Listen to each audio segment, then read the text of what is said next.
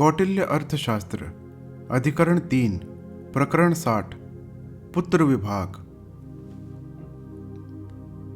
पुराने आचार्यों के मत में स्त्री के साथ साथ जिन जिन पुरुष का संबंध हो उनको पिता या क्षेत्री समझना चाहिए।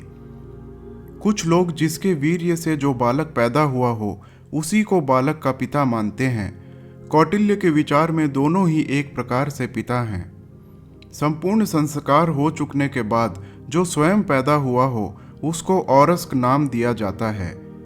लड़की के लड़के को इसी के तुल्य समझना चाहिए। सगोत्र से अन्य गोत्र वाली स्त्री में जो बालक पैदा किया जाए उसको क्षेत्रज कहते हैं। जिसके बाप का पता ना हो उसको द्विपितरक तथा द्विगोत्र मानना चाहिए और उसको दोनों ही के मृतक संस्कार तथा दाय में अधिकार होना चाहिए। उसी के समान जो रिश्तेदार के यहाँ पैदा हुआ हो उसको गूढ़ज नाम से पुकारा जाता है।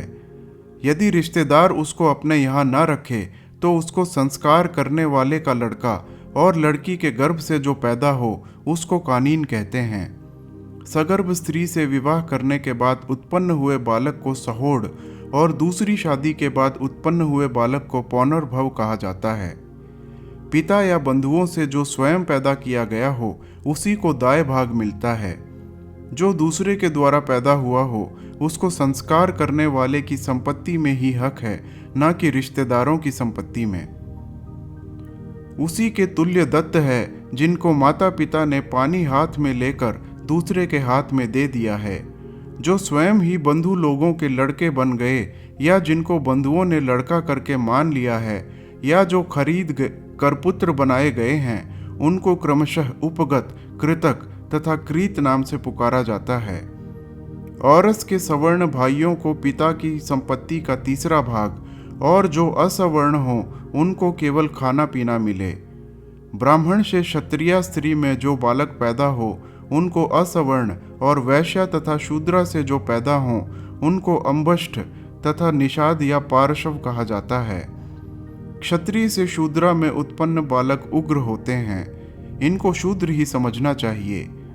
व्रात्य वह है जो राज्यापराधी अभिशप्त लोगों की सजात की स्त्री में पैदा हो। इसी ढंग पर उलट भी है। शूद्र से अयोग्य या क्षत्र तथा चांडाल, वैश्य से मागध तथा वैदेहक और क्षत्रिय से सूत तभी उत्पन्न होते हैं जबकि उनका अपने के ऊपर की स्त्री के साथ संबंध हो। मागध ब्राह्मण क्षत्रिय से और पौराणिक सूत से भिन्न हैं। राजा जब अपने धर्म के प्रति पालन नहीं करता है तो सभी सूत आदि पैदा होते हैं। उग्र से नैषादिक में कुटक, निषाद से उग्रा में पुलकस, अंबष्ट से वैदेहिका में वैण, वैण से वैदेहिका में कुशीलव, उग्र से क्षप्ता में श्वपाक जात के लोग पैदा होते हैं। इनको अंतर्वर्ती जात समझना चाहिए। वैण्य काम करने से रथकार नाम प्राप्त करता है। इनका अपनी जातियों में ही विवाह होता है। कार्य तथा रीति रिवाज में इनको अपने पूर्वजों का ही अनुकरण करना चाहिए। चांडाल को छोड़कर ऊपर लिखित संपूर्ण शूद्र के सदृश ही मानने चाहिए। ऊपर लिखित नियमों का पालन करता हुआ राजा स्वर्ग को प्राप्त करता है। इसके विपरीत चलने पर नरक का भागी होता है। देश, जाति, संघ तथा गांव का जो नियम हो उसी के अनुसार दाय विषयक नियम बनाने चाहिए। प्रकरण 61 ग्रह वास्तुक। सामंत लोग वास्तु विषयक विवाद का निर्णय करें। वास्तु से तात्पर्य ग्रह, खेत, बाग, सेतुबंध, तालाब आदि से लिया जाता है।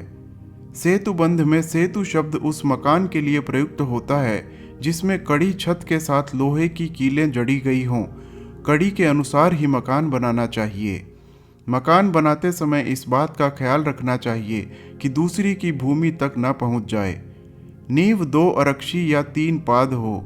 10 दिन के लिए खड़े किए गए सूतिका ग्रह को छोड़कर अन्य ग्रहों में पाखाना तथा नाली के साथ साथ रसोई तथा पीने के पानी को प्राप्त करने के लिए एक अच्छा सा कुआं बनाया जाए। जो इस नियम का उल्लंघन करे उसको साहस दंड दिया जाए। उत्सव के समय आगज लाने तथा चुल्ली के पानी बहने का प्रबंध भी इसी प्रकार करना चाहिए। 3 पद या आधी अरक्षी के अधिक बहुत बड़ी मोरी या नाली आदि बनाई जाए।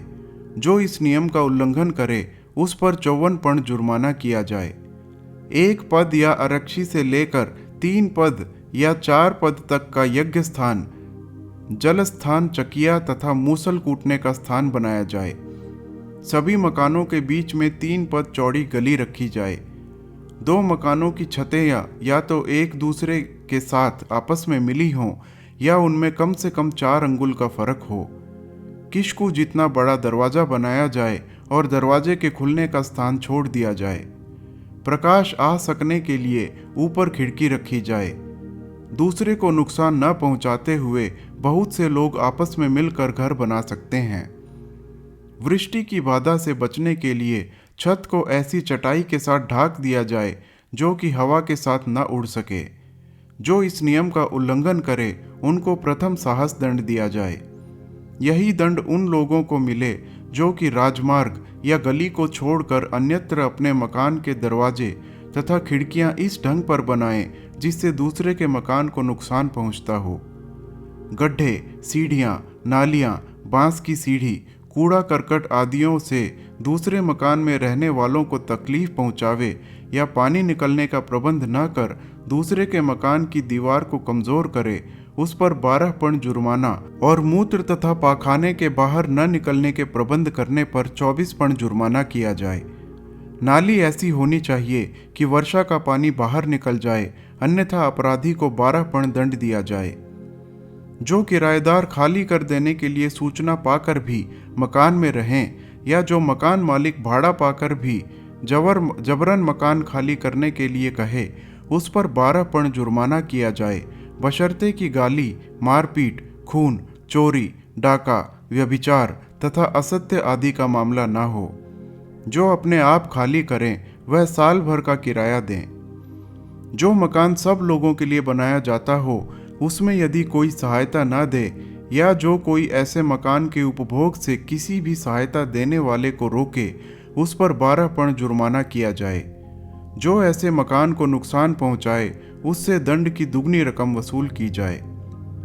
कोठा तथा आंगन को छोड़कर अग्निशाला, कुट्टनशाला तथा अन्य खुले स्थानों का प्रयोग सब लोग सामान्य रूप से करें।